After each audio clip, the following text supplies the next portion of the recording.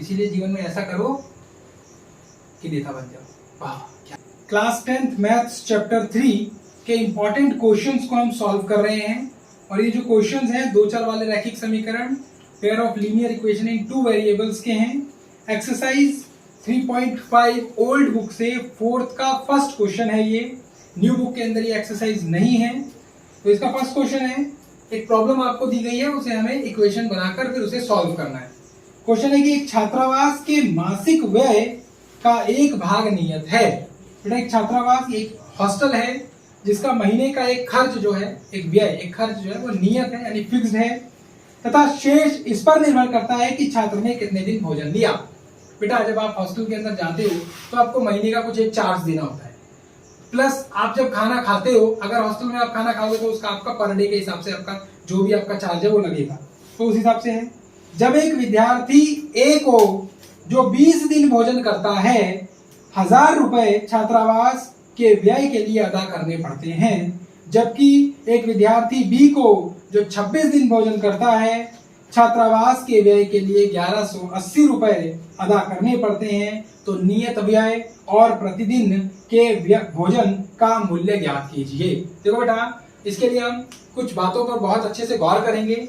सबसे पहली चीज क्या है कि हमें जो दे रखा है उसको हम ध्यान देंगे कि भाई ए जो है वो 20 दिन खाना खाता है, ठीक है बेटा, और बी जो है वो 26 दिन खाना खाता है, ठीक है बेटा। पहली चीज हमने मान लिया कि पहले क्वेश्चन को हम समझ रहे हैं, हमने मान लिया कि भाई एक्स जो है वो नियत भाड़ा है। नियत भाड़ा का मतलब है कि भाई फिक्स चार्ज है जो देना ही देना है, तो दोनों देंगे एक्स एक्स प्लस एक दिन का खाने का खर्च।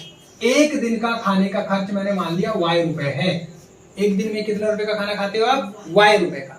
भाई साहब ने 20 दिन खाना खाया तो 20y हो गया, तो ये कट। और भाई साहब ने 26 दिन, 20 साहब ने 26 दिन खाना खाया तो ये 26y हो गया। क्यों हो गया भाई 26y? भाई 26 को एक दिन के खाने से जोड़ दोगे तो 26 दिन का खाना आ जाएगा। 20 को एक दिन के खाने के रुपए से जोड़ दोगे तो 20 दिन के खाने के पैसे आ जाएंगे। ए ने जो रुपए दिए वो दिए 1000 रुपए और बी ने जो दिए वो 1180 रुपए दिए। इक्वेशन तैयार हो गई। कितनी इजी इक्वेशन है, समझ गए बात को? चलिए इसे एक बार इंग्लिश में रीड करते हैं और उसके बाद क्वेश्चन को बिल्कुल मैथमेटिक तरीके से सॉल्व करते हैं। A part of monthly hostel charge is fixed and the remaining depends on the numbers of days one has taken food in the mess।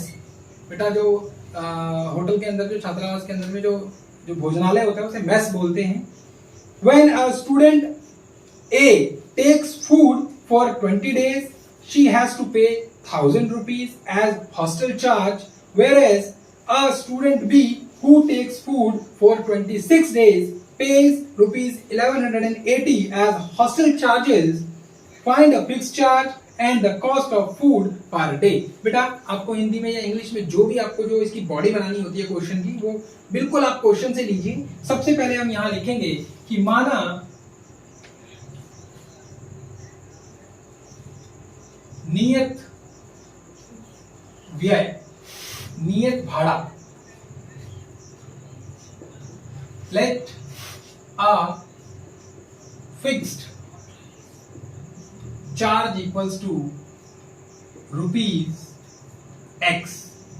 X रुपए बेटा फिक्स्ड चार्ज है, ठीक है। उसके बाद में बोल रहा है कि cost of food per day, माना प्रतिदिन,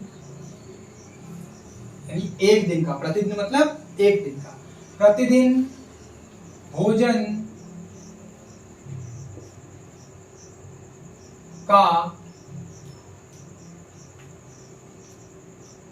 का भाड़ा लिख सकते हैं कि भोजन पे कितना रुपया खर्च हुआ। यहां पर हम लिखेंगे the cost of food, last line जो है पर डे। तो बेटा एक दिन का कॉस्ट कितना पड़ रहा है पर डे का? y रुपीज हमने मानकर चल लिया। समझ गए बात को? भैया व्यय भी तो हो सकता है। हाँ का व्यय लिख दो, माना प्रतिदिन भोजन का व्यय लिख दो, ठीक है, ठीक है ना। प्रतिदिन एक दिन का भोजन का व्यय जो है वो इतना है। अब बेटा ए के द्वारा बाय ए, कितने दिन? 20 दिन खाना खाया उसने, तो ए के द्वारा एज पर द क्वेश्चन हमें क्या बोल रहा है कि एक जो नियत भाड़ा है वो तो देगा ही देगा, प्लस 20 दिन खाना खाया तो 20 वाई रुपए और टोटल रुपए दे दिए 1000 रुपए। और यहां लिखेंगे हम बी के द्वारा, यानी बाय बी, एक दिन का भोजन x रुपए, सॉरी नियत भाड़ा x रुपए, प्लस 26 दिन खाना खाया 26 वाई और टोटल रुपए दे दिए 1180। बेटा इक्वेशन 1 बन गई। इक्वेशन 2 आप इसे विलोपन विधि से हल करिए, एलिमिनेशन मेथड से x और x को एलिमिनेट कर दीजिए, यहाँ इसको माइनस और इसको भी माइनस कर दीजिए। ये बेटा माइनस से प्लस, प्लस से माइनस कट गया। बेटा 26y, देखो माइनस का 26y और प्लस का 20y ऊपर वाला लिखा है, और यहाँ पर भी माइनस का 1180 और प्लस का 1000 ये आ गया। और यहाँ आप लिख देंगे कि 1 में से 2 को घटाने पर सब्सट्रैक्ट 2 इन इक्वेशन 1। बेटा जी ये बन गया माइनस का 6y, क्योंकि 26 में से 20 गया और 26 माइनस का है, बड़ा है। उसके बाद में इक्वल्स टू बेटा 180 बच गया सीधा सीधा 1100, और वो भी ये भी माइनस का बचेगा। ये भी माइनस का क्यों बचेगा? क्योंकि माइनस का बड़ा है, तो डायरेक्ट यहां से यहां माइनस आप काट दीजिए। और y बराबर आ गया आपके पास में 180 बटा का 6, 6 कम 6, 6 दिया 18, 0, y का वैल्यू आ गया आपका 30 रुपए। 30 रुपए का जो खर्चा है वो आपका खाने का है, कोई ज्यादा नहीं है, ठीक ठाक है ना। वैसे हॉस्टल में आप जब संसद भवन जाएंगे वहां खाना बहुत सस्ता है, नेताओं को खाना सस्ता मिलता है बेटा, ध्यान रखना, ठीक है ना। हाँ याद रखना, क्योंकि वो नेता है। क्यों? हाँ वो नेता है भैया, उनकी पेंशन भी नहीं रुकेगी, कुछ भी नहीं रुकेगा, नेता है, ध्यान रखना। इसीलिए जीवन में ऐसा करो कि नेता बन जाओ। वाह क्या करो। तो बेटा अब इसमें से किसी भी इक्वेशन में हम y का वैल्यू रख देंगे। मैंने लिख दिया x plus 20y equals to 1000 rupees. x की जगह हमें वैल्यू नहीं पता, x का मान तो हमें निकालना है, प्लस 20 गुना y की जगह मैंने 6 रख दिया, 30 रख दिया, सॉरी मैंने y की जगह क्या रख दिया, 30 रख दिया। y का वैल्यू 30 है ना, और बराबर में कितना आ गया बच्चे, 1000 आ गया। तो x बराबर बेटा 3 दूनी 6, देखो 1000 यहाँ का यही लिखा है, और ये दोनों जमा गुना होकर उधर चला जाएगा, तो 3 दूनी 6, 00 600। x का मान आ गया आपके पास में 400 रुपए। तो 400 रुपए नियत भाड़ा है, और जो पर डे खाने का चार्ज है वो 30 रुपए है, ठीक है।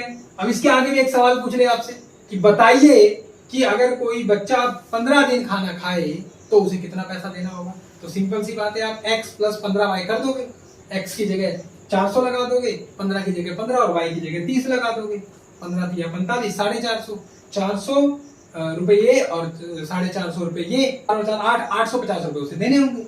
सिंपल, समझ गए बात को? इस तरह से तो यहाँ पर हम लिख देते हैं x का वैल्यू कितना, 400 रुपए, और y का वैल्यू कितना आ गया बच्चे, 30 रुपए।